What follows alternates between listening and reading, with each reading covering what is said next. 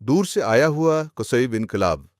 چوتھی صدی عیسوی کے شروع ہوتے ہی دوسرے سال مکہ کی بستی میں آل اسماعیل کا ایک نامور آدمی کلاب بن مرہ فوت ہو گیا۔ ذہین فتین آدمی تھا، اصل نام بھی اس کا حکیم تھا۔ مکہ کی بستی کے علاوہ وہاں ہر سال حج کے موقع پہ عرب صحرا سے آنے والے اور دور اور قریب کے لوگوں کو بھی اس کا اچانک فوت ہو جانا اس لیے یاد رہا کہ اس نے ایک یادگار کام کیا تھا۔ یہ وہ شخص تھا جس نے عربی مہینوں کو سال بھر کے لیے 12 نام دیے تھے جو اب تک رائج ہیں۔ اس شخص کے نام سے رائج رہ جانے والی حقیقتوں میں ان 12 مہینوں سے کہیں بڑھ کر 2 وہ نام نامی تھے جن سے ایک ایسا نام قائم ہونا تھا جس کے لیے کائنات بنانے والے نے یہ ساری کھیڑ سجائی تھی۔ یہ 2 نام اس کے 2 بیٹوں کی اولادوں سے تیسری پشت میں آنے والے تھے۔ اس کے بڑے بیٹے زہرا کے پوتے کی بیٹی سیدہ آمنہ نے آنا تھا جن کے نصیب میں خدا کے لاڈلے رسول آخر صلی اللہ علیہ وسلم کی والدہ ہونا لکھا تھا۔ اس کے دوسرے بیٹے کے پوتے کے بیٹے کو عبداللہ ہونا تھا جنہیں رسول اللہ صلی اللہ علیہ وسلم آخر صلی اللہ علیہ وسلم کے والد محترم کا شرط ملنے والا تھا۔ کلاب کا یہ اہم دوسرا بیٹا قصی تھا۔ قصی ابھی دودھ پیتا شیر خور بچہ تھا کہ اس کی والدہ کلاب بن مرہ فوت ہو گئے۔ اس کی ماں فاطمہ بنت سعد بیوہ ہو گئیں۔ عرب معاشرے میں بیوہ کی دوسری شادی نہ اس زمانے میں اچنبے کی بات تھی نہ آج ہے۔ شیرخور قصی کی والدہ فاطمہ نے دوسری شادی کر لی، جس سے شادی کی وہ عرب کے صحرا اور دور افتادہ شمالی مغربی علاقے شام کے ایک سرحدی قبیلے ازرا کا سمجھدار آدمی ربیعہ بن حرم تھا۔ ممکن ہے تجارت کے سلسلے میں اس کا ادھر سے گزر ہوا ہو یا وہ حج کے دنوں پہ مذہبی فریضہ ادا کرنے مکہ آیا ہو۔ بہرحال ربیعہ بن حرم نے فاطمہ سے شادی کر لی تو لا محالہ اپنی نئی بیوی کو اپنے قبیلے میں لے جانا پڑا۔ وہ چلی گئی۔ جاتے جاتے وہ اپنے چھوٹے شیر خوار بیٹے قصی کو بھی ساتھ لے گئیں۔ بڑا بیٹا زہرا جوان تھا، قصی سے عمر میں 17-18 سال بڑا تھا۔ وہ اپنے ددیال مکہ میں رہ گیا۔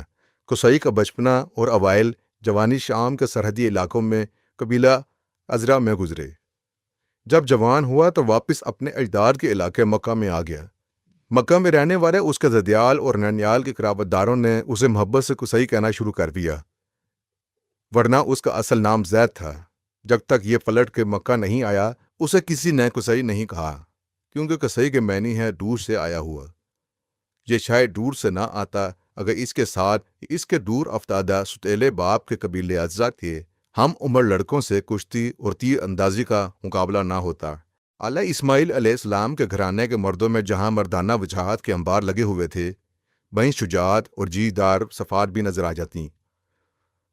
خصوصاً اس قبیلے کے مردوں کو تیر اندازی کا چسکا تھا، نشانہ بھی اچھا ہوتا۔ ستیلے باپ کے قبیلے ازرا کے ہم عمر لڑکوں سے جب زید کھیل ہی کھیل میں نشانہ بازی کرتے سبقت لے گیا تو وہ اس سے لڑ پڑے، کچھ گھونسے مارے، کچھ کھائے۔ دل ہی دل میں افسردہ ہو گیا کہ یہ ایک وہ اتنے سارے گھر آ کے ماں کو قصہ سنایا۔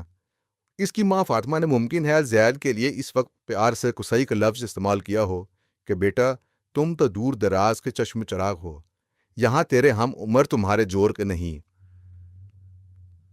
تمہارا قبیلہ تو اس وادی کا سرخیل ہے جہاں سارے عرب والے سال میں ایک بار اپنی تکی اونٹنیوں پر چڑھ کر جاتے ہیں۔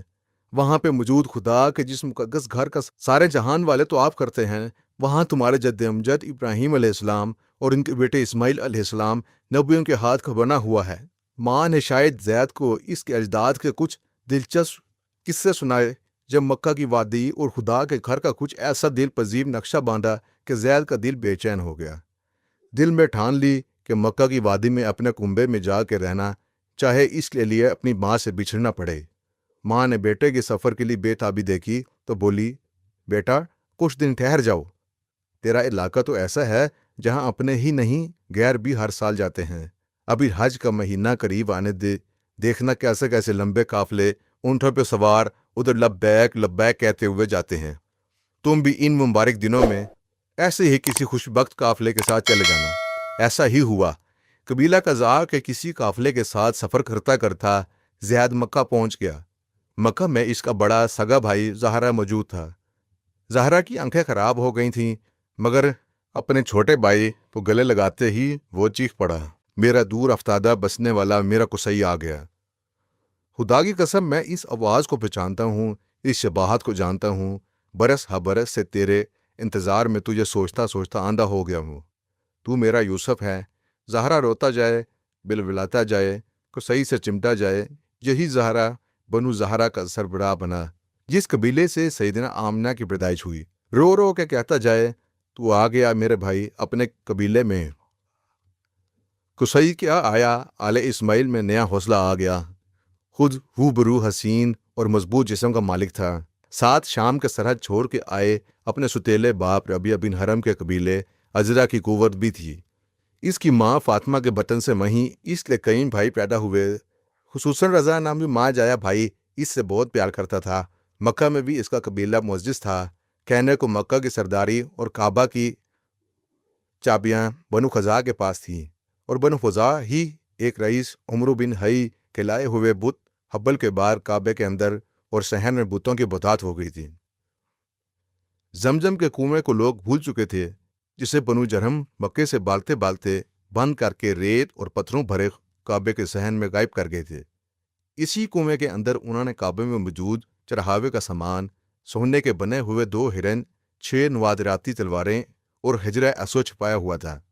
زمزم کا کنواں بند تھا، مقدس آسمانی پتھر حجر اسود پردے میں پڑا تھا، شاید اس لیے کہ خدا کے گھر میں انسان کے بنائے ہوئے انسان سے بھی حقیر بتوں کا راج تھا۔ قصی آ گیا۔ راج تو مکہ میں بنو خزاع کے حلیل نامی شخص کا ہی رہا، مگر حلیل کے جماع سال بیٹی حبی کا دل دور سے آئے حسین جواں قصی سے تاراج ہو گیا۔ امکان ہے کہ حبی نے اپنے دل کی آرزو اپنے باپ سے کہی ہوگی، یا باپ نے خود پڑھ لی ہوگی کہ سب مکثر قصی کی شادی مکہ کی رئیس زادی حبی بنت حلیل سے ہو گئی۔ تھوڑے ہی دنوں میں قصی نے اپنی شخصیت کی چکا چوند سے اپنے سسر حلیل خزاعی کا دل بھی جیت لیا۔ حلیل بھی دل میں جانتا تھا کہ جس خدا کے گھر کی چابیاں وہ اپنی جیب میں ڈالے پھرتا ہے، اسے بنانے والے قصی کے اجداد تھے۔ کعبہ کے متولی ہونے کا حق قصی سے زیادہ کس کا ہو سکتا تھا؟ کہتے ہیں حلیل خزاعی نے اپنی زندگی میں ہی اپنی جانشینی کے لیے اپنے بیٹوں کے بجائے اپنے داماد قصی کو چن لیا تھا۔ یہ بھی کہا جاتا ہے کہ جب حلیل خزاعی مرنے لگا تو اس نے کعبہ کی چابی اپنے کسی بیٹے کے بجائے اپنی بیٹی حبی زوجہ قصی کو دے دی۔ حبی کا چابی بردار المتحرش تھا، کنیت اس کی ابو غبشان تھی۔ کہتے ہیں حبی کہا کرتی تھی، نہ میں کعبہ کا دروازہ کھول سکتی ہوں نہ بند کر سکتی ہوں، پھر چابی لے کے کیوں پھروں؟ ابو غبشان جانے اور اس کا کام۔ ابو غبشان کون سا غیر تھا؟ حبی کا اپنا بیٹا تھا۔ ایک دن قصی نے ابو غبشان کی ضیافت کی۔ ستیلے بیٹے اور باپ میں بے تکلفی تھی، تھے بھی دونوں تجارت پیشہ۔ ادھر ادھر کے سودے کرتے کرتے قصی نے کعبہ کی تولیت کے حق کے لیے خدا کے گھر کی چابی کا مول پوچھا۔ کلید بردار ابو غبشان فنون لطیفہ کا بندہ تھا، بولا، ایک سارنگی اور ایک مشکیزہ شراب۔ قصی نے دونوں چیزیں اسی گود میں رکھیں اور کعبہ کی چابی اٹھا لی۔ ابو غبشان کے لیے گھاٹے کے اس سودے کے لیے عرب میں آج تک ایک مثل مشہور ہے، یعنی یہ سودا تو ابو غبشان کے سودے سے بھی گھاٹے والا ہے۔ بہرحال سودا ہو گیا، قصی کعبہ کا کلید بردار بن گیا۔ حبی بھی وہیں تھی، وہ تو پلی ہی رئیس مکہ حلیل خزاعی کے گھر تھی، اسے اپنے گھر والے کو رئیس مکہ دیکھنے سے کیا چیز مانے ہو سکتی تھی؟ گھر میں مسئلہ تو طے ہو گیا، مگر حبی کے قبیلے خزاع والوں کو یہ سودا پسند نہ آیا۔ وہ برا فروختہ ہو گئے، انہوں نے بزور شمشیر یہ حق چھیننے کی تیاریاں شروع کر دیں۔ قصی تو پلا ہی تلوار سے کھیل کے تھا، آل اسماعیل پیدائشی تیر انداز تھی۔ قصی نے اپنا قبیلہ جمع کرنا شروع کر دیا، لڑائی کی تیاریاں شروع ہو گئیں۔ قصی نے ایک گھڑ سوار دور افتادہ اپنے ستیلے بھائی رضا بن ربیع کی طرف شام کے سرحد پہ دوڑایا۔ رضا 300 گھوڑے سوار لے کر مکہ پہنچ گیا۔ ذرہ ساتھ اپنے ستیلے بھائیوں حسن، محمود اور پسران، ربیعہ اور قزائے کو بھی مدد کے لیے بلا لیا۔ ادھر آل اسماعیل علیہ السلام جو حالات زمانہ کی وجہ سے مکہ کے اندر اور باہر صحرا میں بکھرے ہوئے تھے، وہ بھی اکٹھے ہو گئے۔ قصی نے اپنے اوپر 8 پشتوں کے اپنے اجداد کے لوگ نظر بن کنانہ سے لے کر اپنے بھائی زہرہ کی اولاد تک سارے صف آرا کر لیے۔ جنگ طے ہو گئی۔ جنگ میں تولیت کعبہ کی کھوئی ہوئی عزت واپس لینا تھی۔ پشت در پشت سے بکھرے ہوئے قبائل آل اسماعیل علیہ السلام مکہ میں یکجا ہو کے قریشی قبائل کہلائے جانے تھے۔ بہت شکریہ۔